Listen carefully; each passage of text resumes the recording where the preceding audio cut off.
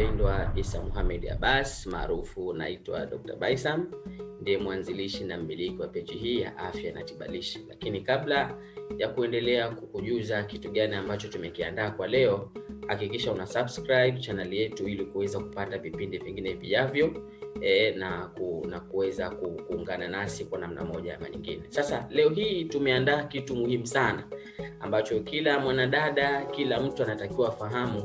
Tatizo hili la uke kujamba ni moja kati ya matatizo ambayo yanasumbua watu wengi sana, wadada wengi sana duniani.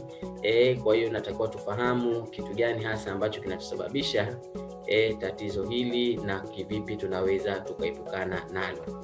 Okay, sasa tatizo la uke kujamba linakuwa linakosesha amani wadada wengi sana, hususan wanapokuwa na wenzi wao. Anapokaa na mwenzi wake ikimtokea hii hali, basi anakuwa anajisikia vibaya, kwamba inakuwaje, inamkosesha furaha na amani hususan anapokuwa na mwenzi. Lakini ukiacha hivyo, ni rahisi sana mtu kujizuia kujamba kwa njia haja kubwa. Unaweza ukajibana ukajizuia, lakini kwa njia ya uke kwa kweli ni jambo ambalo lisilowezekana. Huwezi ukajizuia, ni hali ambayo inakuja tu, unashtukiza tu, tayari uke umetoa gesi. Okay? Lakini ukiacha hivyo, mtu yoyote yule anaweza akapata hili tatizo. Okay, unaweza ukajiona sina, mbona tatizo hilo mimi kwa sasa sina, ukajiona huna, lakini ghafla moja unaweza ukajiona sasa hii hali imekwaje, imeanza lini tatizo hili? Kwa hiyo yakupasa kuweza kujua sababu ni nini, na wewe uweze kujikinga nayo kwa namna moja ama nyingine, yasije kukukumba matatizo haya, kwa sababu akikukumba yatakukosesha amani kwa kiasi kikubwa sana na unaweza ukajisikia aibu. Sasa twende moja kwa moja tuangalie sababu uke kujamba ina maana gani, maana yake ni nini hasa. Hii ni ile hali ya uke kuingiwa na gesi au hewa, then hewa hiyo ikitoka huambatana na mlio. Okay, hiyo ndo maana halisi ya uke kujamba. Lakini matokeo yake ikitokea mara moja tu wakati wa kufanya mapenzi, hii inaitwa ni normal, ni jambo la kawaida. Okay, unapofanya mapenzi, unaposeksi na mwenzi wako, kitokea wakati ule, basi ni jambo la kawaida na unaweza ukaondokana nao kwa njia za kawaida, ni rahisi kuondokana nao. Lakini ikiwa inatokea mara nyingi wakati wote, umechutama, umeinama, umelala, umenyanyuka, basi inakuwa uke unajisikia uke unatoa gesi, basi hilo ni jambo ambalo sio la kawaida, tunalita abnormal. Utakuwa uone washauri wa kitaalamu wakufanyie njia za kitabibu kuondokana na tatizo hilo. Lakini ukiacha hivyo, sababu hasa ni nini ambazo zinasababisha tatizo hili? Hasa ni kitu gani ambacho kinachopelekea matatizo ya uke kujamba? Ziko sababu kuu tatu. Ziko sababu nyingi, lakini sababu kuu ambazo zinazopelekea tatizo hili ziko kuu tatu. Sababu ya kwanza kitaalamu tunaita fistula. Okay, tunaita au kitaalamu naita rectovaginal fistula. Ni uwepo wa tundu kati ya njia ya uke na njia nyingine. Ikiwepo tundu kati ya njia ya uke na njia haja kubwa au njia ya uke na njia ya mkojo, kwa hiyo unakuta gesi na inaweza ikatokea njia nyingine hizi ikaingia katika njia ya uke, baadaye ikatokea katika njia ya uke. Okay, tutalifafanua baadaye vizuri uke kujamba ambapo inasababishwa na tatizo la fistula, au hizi tundu inapelekeaje, au tundu hizi zinakuwa zinasababishwa na nini hasa, utaona hapo mbele.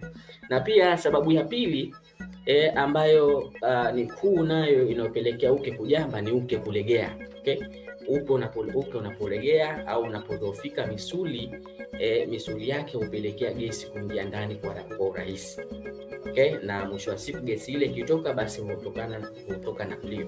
Na misuli ambayo mara nyingi huwa inalegea ni misuli hii ile kuwepo baina ya uke na njia haja kubwa. Hapa katikati pana misuli. Kwa misuli hii kilegea, mara nyingi huwa inafyunza. Yaani mazingira ya uke yalivyo yana tabia kufyunza hewa kuingia ndani. Okay? Kwa hiyo misuli kilegea, mwisho wa siku hupelekea gesi kuingia ndani na kusababisha tatizo la uke kujamba. Na sababu nyingine ya tatu ambayo ni mitindo ya tendo la ndoa au wakati wa kufanya tendo la ndoa. pia hupelekea gesi kuingia ndani na kusababisha matatizo ya uke kujamba. Naomba tuzifafanue hizi moja moja kiundani zaidi, inakuwaje na nini tufanye ili kuondokana na changamoto hii. Naomba nisikize kwa makini sana, lakini usisahau kusubscribe channel yetu ili kuweza kupata taarifa nyingine zinazokuja. Sasa sababu ya kwanza tuliyozungumza ni fistula. Fistula kama tulivyoongea kwamba ni ile hali ya kuwepo kwa tundu kutoka katika njia nyingine na njia ya uke. Kama unavyoona hapa, njia ya mkojo kuna tundu, hii ndio tunaita kitaalamu fistula. Huu ni mchoro wa kitaalamu. Na hii fistula huwa inasababishwa na nini? Hizi tundu zinasababishwa na kitu gani? Inasababishwa na mambo mengi, lakini mambo makuu ni haya hapa. Jambo la kwanza, kwa wale ambao wameshapata watoto au wenye ujauzito, mara nyingi tatizo hili huwa linapelekea kwa kuumwa na uchungu kwa muda mrefu. Ukiwa unasumbuliwa na uchungu muda mrefu, huyu mtoto unamuona hapa anataka atoke katika njia ya uke. Kwa hiyo uchungu, yale majimaji yanakuja yanabana ile njia kati ya njia ya uke na njia haja kubwa, inakuwa kama utando mwembamba sana hivi, mithili ya kiwembe. Kwa hiyo kuwepo na yale majimaji, mwisho wa siku huwa inasababisha baadhi ya tundu kuwepo kati ya njia ya uke na njia haja kubwa. Kwa hiyo ukiumwa na uchungu muda mrefu, wengine siku 2, siku 3, wengine wiki nzima anasikia uchungu, au wakati mwingine uchungu unakuja unakata, pia hupelekea matatizo ya fistula na kupelekea matatizo ya uke kujamba. Naita rectovaginal fistula. Na sababu ya pili ni kifua kikuu. Ukiwa na tabia kukohoa kila muda kwa sababu ya mchanganyiko wa gesi, unakuwa unapelekea pia tatizo la fistula. Pia magonjwa ya zinaa, ukiwa unasumbuliwa magonjwa ya zinaa kupelekea tatizo la fistula, na pia matatizo ya utumbo, naita bowel. Hii njia hapa ya haja kubwa ya ndani kabisa, basi ukipata matatizo ya utumbo, basi pia hupelekea matatizo ya fistula na kusababisha matatizo ya uke kujamba. Sasa unapopata na tatizo hili, tiba yake kidogo ni kubwa na sio tatizo la kawaida. Unahitaji ushauri wa kitaalamu ili kuondokana na tatizo hili ambalo ni kubwa na mara nyingi huwa linajitokeza mara kwa mara. Ukiwa na tatizo hili mara kwa mara, sio mpaka ufanye mapenzi tu, mara kwa mara huwa linajitokeza kwa mara nyingi. Lakini ukiacha hivyo, sababu ya pili ambayo inapelekea uke kujamba kama tuliyosema ni uke kulegea. Uke kulegea unasababisha mkusanyiko wa gesi kuingia ndani, alafu mwisho wa siku kupelekea matatizo ya uke kujamba. Kama tunavyoona uke huu umelegea, uke kwa kawaida mifupa huwa inazunguka kwa mbali kidogo, na sehemu yote hii inakuwa imezungukwa na nyama au misuli mbalimbali. Kwa hiyo mtoto akitaka kupita hapa, basi huwa anatanua ile misuli kupitisha kichwa na kuweza kujifungua vizuri tu. Sasa uke kulegea, sababu hasa ni kitu gani mpaka inapelekea misuli hii na tabia kulegea? Sababu ya kwanza, kutawata kwa maji ya moto. Ukiona unatawata kwa maji ya moto, basi inasababisha matatizo ya uke kulegea, kwa sababu misuli ile inakuwa ina tabia ya kupata moto. Na pia kukaa na shahawa kwa muda mrefu. Unapomaliza tendo la ndoa, kuna wengine wanakaa na shahawa, wanalala kabisa pale mpaka asubuhi ndio mtu anaenda kujisafisha. Ukikaa hivyo kwa muda mrefu na shahawa, hupelekea yale majimaji, hupelekea matatizo ya uke kulegea. Na ukiacha hivyo, matatizo ya kujifungua, kuna wengine wanapata matatizo ya kujifungua. Unakuta mtu anaongezwa njia kwa sababu njia yake ni ndogo. Wakati wa kuishona ile njia, wanashona unakuta daktari labda au mhudumu anashona vibaya, kwa mwisho wa siku unapelekea matatizo ya uke kulegea na kupata tatizo la uke kujamba. Na pia kutojisafisha vizuri ukeni. Kuna wengine wadada wengine unakuta hawajisafishi vizuri, wanapokwenda haja ndogo wanajiacha na majimaji, uchafu nini. Kwa hiyo majimaji yale pia husababisha matatizo ya uke kulegea. Lakini pia kutumia njia mbaya za kujiridhisha, kufanya beshen au punyeto kwa kina dada, wana tabia kuingiza vitu ambavyo viko mazingira tofauti na uume ulivyo. Unajiingiza sijui mihogo, mara anajiingiza vyuma, anajiingiza vitu ambavyo mabilingani, Kwa ukijiingiza vitu hivi ambavyo vinasababisha abnormal contraction na relaxation of muscles ambazo ilikuwepo katika mazingira ya uke, kupelekea matatizo ya uke kuregea. Ukiacha hivyo, kuchanganya wanaume kila siku. Wanaume tuna mazingira tofauti. Kuna wengine wanakuta wana mazingira ya uume mkubwa, mnene, kuna wengine wembamba, kuna wengine mifupi.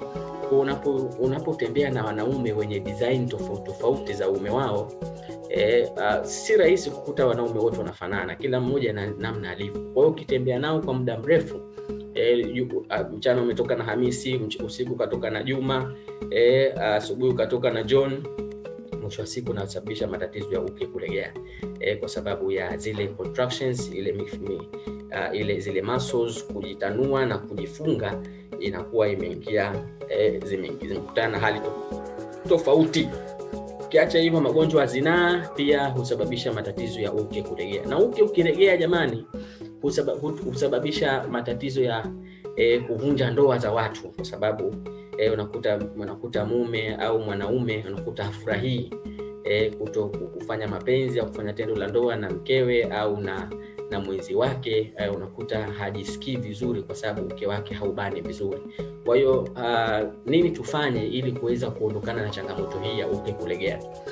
Cha kwanza, utazifanya tu kinyume chake, ambazo sababu ya kwanza, usitawadhe maji ya moto, utawadha maji ya kawaida. Okay, unapojisafisha basi jisafishe kwa maji ya kawaida, usikae na shahawa kwa muda mrefu. Okay, ondokana na hii sababu, na pia jisafishe vizuri muda wote. Unapoenda haja ndogo, basi hakikisha unajisafisha vizuri. Okay, unajisikia safi kabisa. Kiacha hivyo, kuwa na mpenzi mmoja tu aliyekuwa mwaminifu.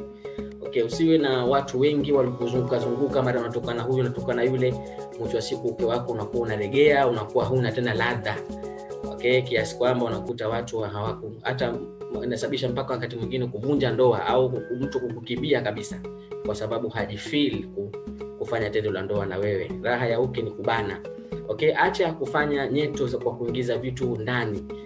Vitu hivi ndani, unaingiza sijui mihogo, unaingiza mabilingani, unaingiza vyuma nondo, ni vitu ambavyo havifai kikweli. Okay, samahani kama nitakuwa natumia kauli ambazo hazitawaridhi, lakini huu ni ukweli. Okay, lakini ukiacha hivyo, tiba ya haraka unapopatwa na magonjwa ya zinaa. Okay, ukipata magonjwa ya zinaa, okay, basi hakikisha unajitibu haraka ili kuondokana na changamoto hii ya uke kulegea. Okay, na nyingine pia upate mazoezi ya kubana uke. Hapo mazoezi mazuri sana, tunaita Kegel exercise. Ni mazoezi ambayo yanapelekea uke kubana. Okay, tafute au usahau kusubscribe hapo, ili tutatuma nyingine kwa ajili ya kufahamisha namna gani mazoezi ya kubana uke natakiwa kufanywa kwa staili za namna gani. Lakini ukiacha hivyo, katika tendo la ndoa au kufanya mapenzi, inapelekeaje matatizo ya uke kujamba? Okay, inapelekeaje katika tendo la ndoa au kufanya mapenzi kusababisha matatizo ya uke kujamba? Okay, sababu hasa ambayo inapelekea wakati wa tendo la ndoa au wakati wa kufanya mapenzi, sababu hasa ambayo inapelekea uke kujamba, ni ya kwanza ni mitindo au style ya kufanya mapenzi. Walio wengi wakikaa style ile ya kuinama au tunaita doggy style, ile ya kuinama, mara nyingi ndo hewa inakuwa inaruhusu kuingia ndani kwa kiwango kikubwa, na mwisho wa siku pale unakuta mtu anapata tatizo la uke kujamba. Ngoja niwafahamishe vizuri hapa kistaili zikoje. Ziko staili, mitindo mbalimbali ambayo inasababisha matatizo haya uke kujamba kwa sababu ya accumulation ya gesi kuingia ndani. Okay, kwa hiyo staili yoyote ile ya kufanya mapenzi au tendo la ndoa ambayo itakayokuwa mabega ya mwanamke au ya mdada yakiwa yako chini kuliko mazingira ya tumbo lake, tumbo liko juu, mabega yako chini. Kwa hiyo ukikaa staili hii ya aina yoyote ile, basi inapelekea matatizo ya gesi kuingia ndani. Okay, na gesi kiingia ndani, ndio mwisho wa siku unapata tatizo la uke kujamba. Na hususan kama uke wako ukiwa hautight vizuri, basi gesi inakuwa inaingia ndani kwa wingi zaidi. Lakini ukiacha hivyo pia, sababu ya pili ni movement ya uume. Okay, ile kuingiza ndani na kutoa. Okay, kuingiza ndani na kutoa nje. Uume ukitoka nje, wakati unapoingia ndani huwa unasukuma na gesi. Okay, unasukuma na ile hewa pale. Okay, kwa ukisukuma ile hewa inakuwa inaingia ndani moja kwa moja. Okay, kwa hiyo haya mazingira ya kufanya to and fro movement, ya kutoa nje na kuingiza ndani, pia husababisha matatizo ya gesi kuingia ndani na kupelekea matatizo ya uke kujamba. Okay, kwa hiyo movement hii inakuwa inatokea katika style ya namna hiyo. Nyingine pia, uume kuwa mwembamba au mdogo kulingana na kina cha uke. Okay, kwa mfano uume labda umeingia ni mwembamba, alafu kina kuna nafasi huku inabaki, basi pia inapelekea ile gesi kuingia ndani na mwisho wa siku kupelekea matatizo ya uke kujamba. Okay, lakini suluhisho, tufanye nini sasa katika jambo hili? Suluhisho, unatakiwa ukae style, tumbo linatakiwa liwe juu, au liwe sawa na uke. Kwa hiyo tumbo liwe sawa na uke, au liwe juu uke uwe chini. Basi utazuia gesi kuto kuingia ndani kwa kiasi kikubwa sana. Otherwise labda mazingira yako ya uke uwe umelegea kiasi kwamba hata kama tumbo likiwa juu, basi gesi inaweza ikasukumwa ndani.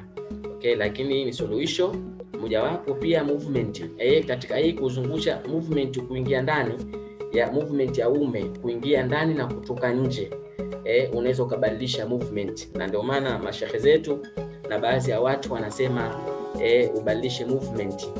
Kama una tatizo hili, basi uwe na tabia ya kuzungusha kiuno, au tunaita kukatika.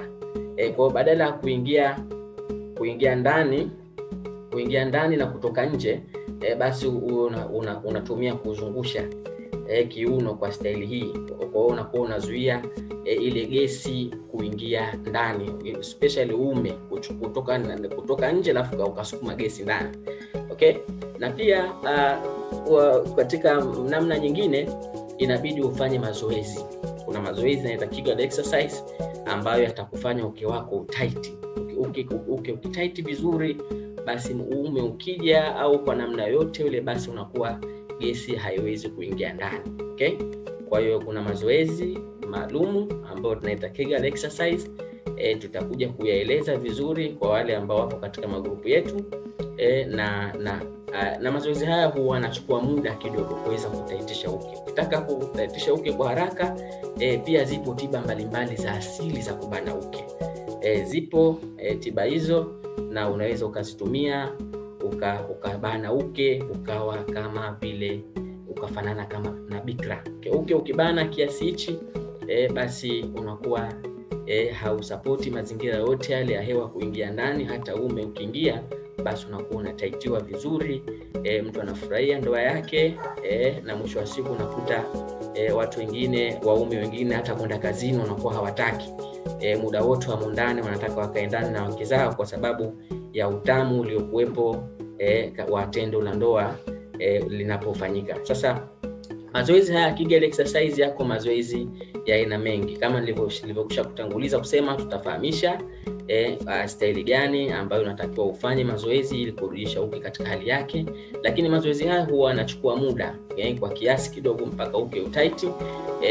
Au unaweza ukatumia tiba zetu. Ziko tiba ambazo tumeziandaa, tiba zetu za asili zilizo bora kabisa na zilizotengenezwa kwa viwango vya kimataifa na madaktari wengi wapatao zaidi ya 200 wenye taaluma za kitabibu. Okay, usitumie vitu hivi vya kiasili sijui vya Kiswahili, hapana. Unaweza ukatutafuta, ukatumia tiba zetu za asili, ukarudisha katika mazingira uke katika mazingira yake, na ukakaa sawa vizuri sana. Okay, utasikiliza tiba yetu ya asili ikoje hapo mbele. Lakini kwa mawasiliano nasi, unaweza kuwasiliana nasi kwa kutumia WhatsApp namba 0716990865 au tupigie moja kwa moja 0767158060. Okay,